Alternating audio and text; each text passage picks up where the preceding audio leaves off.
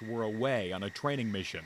Heather stayed behind at Andrews Air Force Base. To think that I would be placed in a position to be what essentially is a kamikaze pilot, no, that had never crossed my mind. The attacks on the World Trade Center and the Pentagon were relayed to Heather and her commanding officer. But there was another hijacked flight aimed at the Capitol. What I was training for was just a general contingency, right? Where we would have missiles, we would have guns, we would have bombs. But that didn't happen? No, not at all. And we didn't have time. Arming her F-16 would have taken an hour. So Heather and her flight leader took off anyway. They agreed to ram into United Flight 93. Heather would aim for the tail. And so if I gave my life, that would be the purpose of my life. The passengers of Flight 93 took down the plane first. Heather says they are the real heroes. She just wants to be a harbinger of hope. I think it's something that deep down inside of us is really just about being Americans and being humans, that transcends any profession, that transcends any oath, but to help out our fellows. Well, Heather spent months after the attacks protecting the skies over Washington.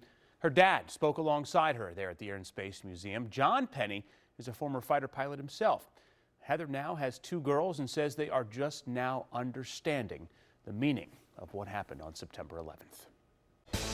Right now at 6, it's a case that changed parenting forever. No longer could we feel safe sending our kids out alone for a walk to a nearby park or mall. Tonight, after 42 years, we have a conviction in the disappearance of Sheila and Catherine Lyon. The 10 and 12-year-old siblings have been abducted from the Wheaton Plaza shopping center. We've got team coverage tonight, beginning with Bruce LaShan. He's in Bedford, Virginia, and that's where a 60-year-old repeat sex offender has pleaded guilty to the murders.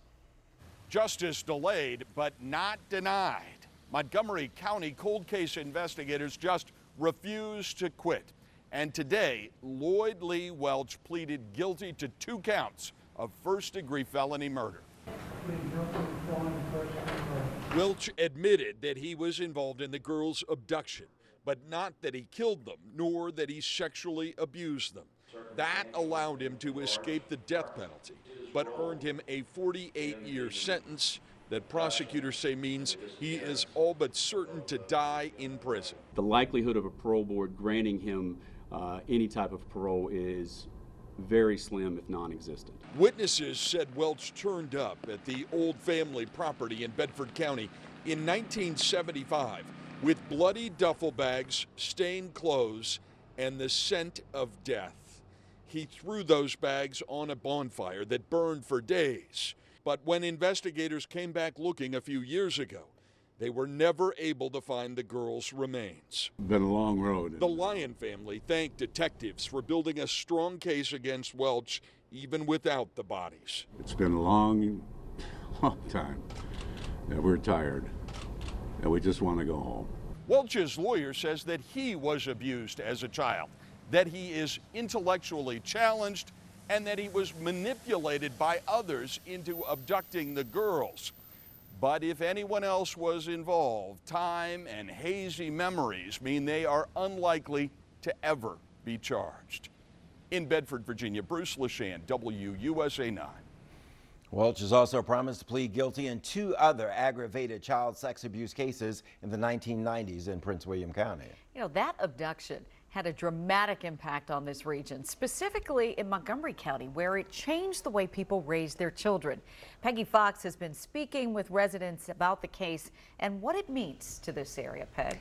Well, Leslie, I grew up in Northern Virginia. I was about Sheila and Catherine's age when they went missing. I remember people being afraid. Parents were so scared, there was a dramatic shift in how they raised their children. I used to keep my front door open. Kids would run in and out, in and out. I didn't keep it open after that. The disappearance of the Lyon sisters was so traumatic that it changed every parent's way of looking after the children, and the innocence of playing in neighborhoods totally changed. We wouldn't let them go out alone. Sherry wouldn't go out alone. She wouldn't go out. Actually, she was afraid. I just had to sit down and have a big conversation with her. and say, Sherry, you know, this is how it is. This is what happened. You cannot talk to anybody that you don't know. It did change this place. And then when they arrested this guy, that felt like I could breathe out. So it must have stayed with me a long time. What about today, now that he's pleaded guilty? Well, it's a good day. Big relief. And I feel mostly for the parents. I mean, to live through that for that many years, I don't know how they did it. Even for the kids that grew up with them, my daughter, she hasn't gotten over it.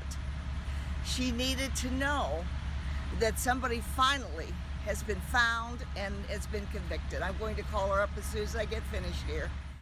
And Shirley did do that. The disappearance of the Lyon sisters was like an innocence lost for this community.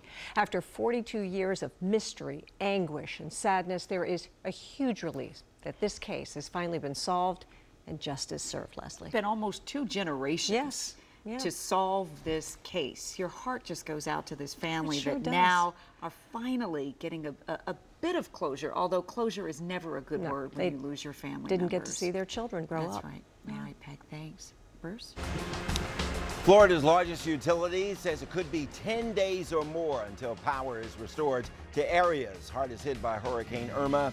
About 10 million people in Florida are without electricity tonight. That's half the state's population. Irma is now blamed for 12 deaths in the state of Florida. The White House announced today that President Donald Trump will visit the state on Thursday. Evacuated residents who live in the upper Florida Keys are being allowed to return home tonight, but people who live in the lower Keys, well, they don't have homes to return to. See all this rubble? That used to be where they live. The roads are washed away. Officials say Irma destroyed 25% of the homes in the Florida Keys. Another 65% of them suffered major damage. There is no power, no water, no sewer, and so thousands of people who rode out the storm in the Keys may still have to be evacuated. Yeah, and let's not forget about the record flooding caused by Irma. Jacksonville won't be drying out anytime soon after the storm pushed the St. Johns River to historic levels. More than 350 people had to be rescued from their flooded homes. High water still blocking many streets today, and Jacksonville residents and business owners are being allowed back in to begin the cleanup. Now that Irma is starting to dissipate, our attention now turns to Hurricane Jose. Chief Meteorologist Topper Shutt is tracking Jose in the Weather Center. Well, good news. I mean, it's still way out in the Atlantic, and right now the latest track is going to make it do a little bit of a loop here as we go through Wednesday, Thursday, even into Friday. Then it will swing back around to the north and the west. Category 1, so minimal strength, and then by Sunday at 6 p.m., notice how it's pointed away from our area, away from the East Coast and kind of in between Bermuda and North Carolina. That's why if you want to visit Bermuda in September, the rates are a little bit lower. So right now we're okay. We're going to keep watching Jose because it was a little different track yesterday. It could change again tomorrow. Here's what's left of Irma. Some showers in Memphis down to Jackson. Couple of showers that were heavy earlier around Nashville, but right now it's just kind of light to moderate activity around 40 and up 24 as well. We'll come back. Some of those showers heading our way. We'll talk about that. And we'll also look ahead to the weekend. A Virginia man says getting his elderly mom back home to England was a nightmare, and tonight he's putting the blame on United Airlines. That man claims United left his mother stranded for hours, never picked up the phone to let him know. Marcella Robertson brings us the story. Stephen Williams dropped his mother off here at the airport. She had been visiting from England. She was flying from here to New Jersey, where she had a connecting flight back home. Well, his 77-year-old mother travels in a wheelchair, so he handed her off to a United employee, trusting they would make sure she got to the right place. Instead, he says he spent more than 13 hours trying to figure out if his mother ever made it home. They assist the person in a wheelchair. They get someone to wheel them through, and they basically take responsibility for that person until they arrive at their destination. Knowing that, Stephen Williams left the airport, trusting his mother to United Airlines. I had a driver going to pick her up in London, and I got a text at 4:30 in the morning saying that she hadn't arrived. I called the airlines to make sure she had been on that flight, and they reassured me 3 or 4 times that she was on that flight. Well, it turns out his mother wasn't on that flight, and he only found that out after hours of frantic phone calls. You see, she made it to New Jersey, but Williams says the airline told him they bumped her off her connecting flight to London. The reason why? Well, he says he's still waiting for that answer. Basically, she was left at the gate for 12 hours, nowhere to sleep, no food, nothing. Now Stephen Williams is waiting, again, for another phone call from United. An apology, and to know that this won't happen again with any of my relatives or anybody else's relatives. In Arlington, Marcella Robertson, WUSA 9. Now, just moments before this story aired tonight, Mr. Williams told us United called him and apologized. He also says the airline offered his mother a flight voucher. Now, United told us that providing a safe and comfortable experience for its customers is their top priority. Coming up, a who's who of Washington pays final tribute to legendary Washington TV anchor Jim Vance. Last season, 2 NCIS agents disappeared. We need all hands on deck. 2 of my men are missing. The search is on. So you're going to want to sit down when you hear this. We will find them. You're killing him. Stop! The season premiere of NCIS. Then, Michael Weatherly is back. You can gift wrap me too. In last season's #1 new drama, the season premiere of Bull. After the season premiere of NCIS, CBS September 26th. Kubota's Orange Opportunity Sales event is going on now at your local Kubota dealer. Take on those big chores around your property with a Kubota B-Series 4-wheel drive tractor. The B-Series delivers efficiency, power, and comfort. It can handle everything from light construction and nursery work to chores around your property.